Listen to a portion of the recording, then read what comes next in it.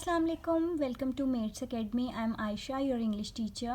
How are you all students? So today the topic is very interesting. Like आज हम जो पढ़ने लगे हैं ना वो शॉर्टकट है टेंसेस का. आई नो कि हम जब इंग्लिश ग्रामर का नेम लेते हैं तो बहुत सारे स्टूडेंट्स टेंस करने से परेशान होते हैं कि मैम हमें टेंस पढ़ने पड़ेंगे ये वो. नो डाउट कि टेंस की अपनी एक प्लेस है, लेकिन मैं आज आपको थोड़ा शॉर्टकट बताऊंगी ताकि अगर आपका सब्जेक्ट इंग्लिश नहीं है, कोई और सब्जेक्ट है और आपको जो है सेंटेंसेस बनाने पड़ते हैं या आपको कोई सेल्फ राइटिंग करनी पड़ती है, तो आपको ये पता हो कि यहाँ पे अगर मैं ये वर्ड इस्तेमाल करूँगा तो इसके बाद मैंने कौन सी फॉर्म यूज़ करनी है. तो चलिए लेक्चर स्टार्ट करते हैं. सबसे पहले हमने करना है यूज़ ऑफ फर्स्ट फॉर्म, यानी फर्स्ट फॉर्म का हमने यूज़, जैसे आपने 3 फॉर्म्स ऑफ वर्ब तो पढ़ी होंगी ना. वर्ब कहते हैं किसी भी काम को, जैसे खाना, सोना, चलना, पीना, ठीक है, drink, eat, sleep. So first form of verb जो है वो हमें इन वर्ड्स, जहाँ कहीं ये वर्ड्स आ जाएं, आपको इनका इस्तेमाल करना पड़ जाए, इसके बाद आपने आंखें बंद करके फर्स्ट फॉर्म लगा देनी है. Like do, does, did, can, could, may, might, will, shall, would, should, must, let, to. अच्छा, अब डू और डज हमें कैसे पता चलेगा कि डू और डज जो हैं ये यहाँ पर आएंगे और हमने इसके बाद फर्स्ट फॉर्म लगानी है. ओके क्लास, तो जो डू, जब हमारे पास सिंपल हमने प्रेजेंट का फ़िक्रा बनाना है, ठीक है, सादा मतलब प्रेजेंट का हमने जब ओके लर्नर्स, तो जब हमने प्रेजेंट का कोई मनफी या सवालिया फ़िक्रा बनाना है हाल का, ठीक है, हाल कहते हैं जो आपका भी मौजूदा वक्त है, प्रेजेंट है, ठीक है, इसका आपने कभी नेगेटिव या फिर इंट्रोगेटिव सेंटेंस बनाना है तो आपने डू और डज का यूज़ करना है. और डू और डज का यूज़ होगा तो ऑब्वियसली फर्स्ट फॉर्म का यूज़ होगा, जैसे मैंने इसको फर्स्ट फॉर्म वाले ब्लॉक में लिखा है.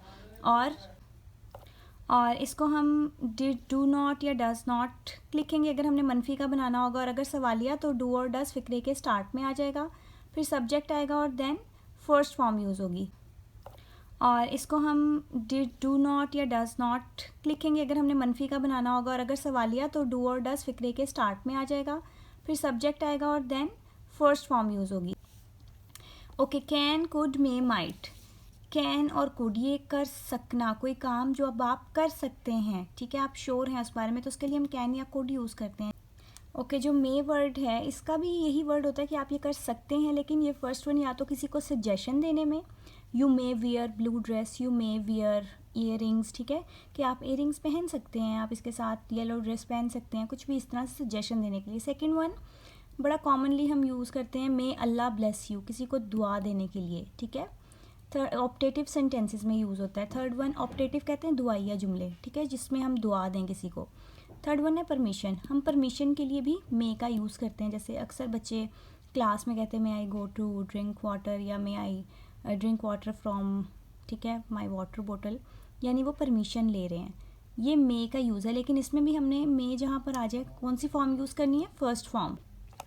विल और शेल फ्यूचर के सेंटेंसेस में यूज़ होता है. वुड, शुड, कोई चीज़ हमें चाहिए हो हम तब यूज़ करते हैं, जहाँ पर ये वर्ड्स आ जाएं तब भी हम क्या यूज़ करेंगे, फर्स्ट फॉर्म.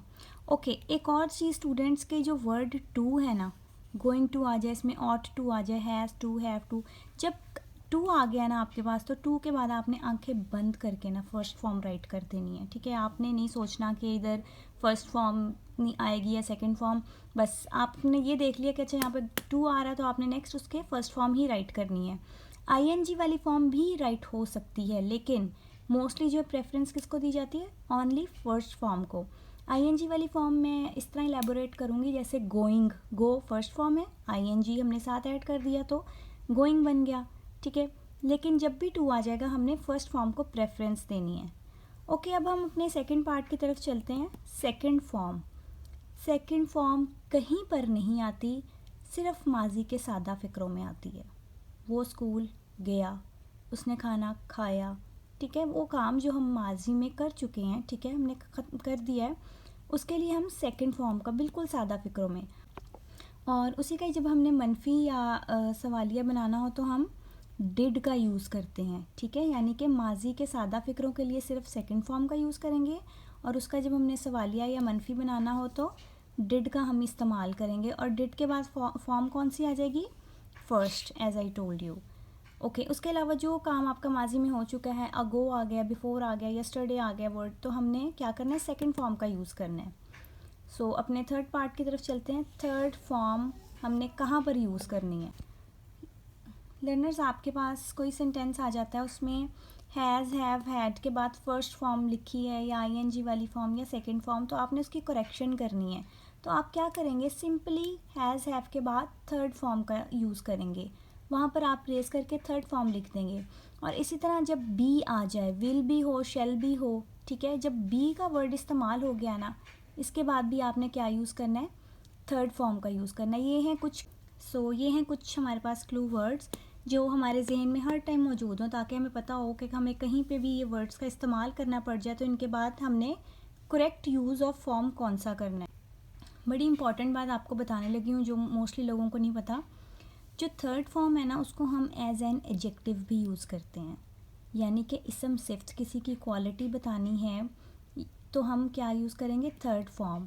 कैसे, बॉइल्ड एग, एग क्या है, सिंपल नाउन, और साथ हमने बॉइल्ड एग लगा दिया है, तो इसका मतलब बॉइल्ड क्या है, उसकी सिफ्त बयान कर दी है कि वो बॉइल्ड है। तो ये हमारे पास एक तो थर्ड फॉर्म भी है बॉइल की, और उसके अलावा ये एडजेक्टिव भी है, एडजेक्टिव के तौर पे यूज़ हो रहा है। सो लर्नर्स, ये थी हमारी डिस्कशन कि हमने करेक्ट फॉर्म ऑफ वर्ब का जो है करेक्ट यूज़ कैसे करना है।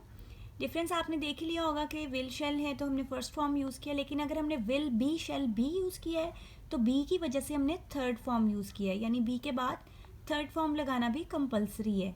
तो आज हम अपने स्पोकन इंग्लिश के लेक्चर की तरफ चलते हैं।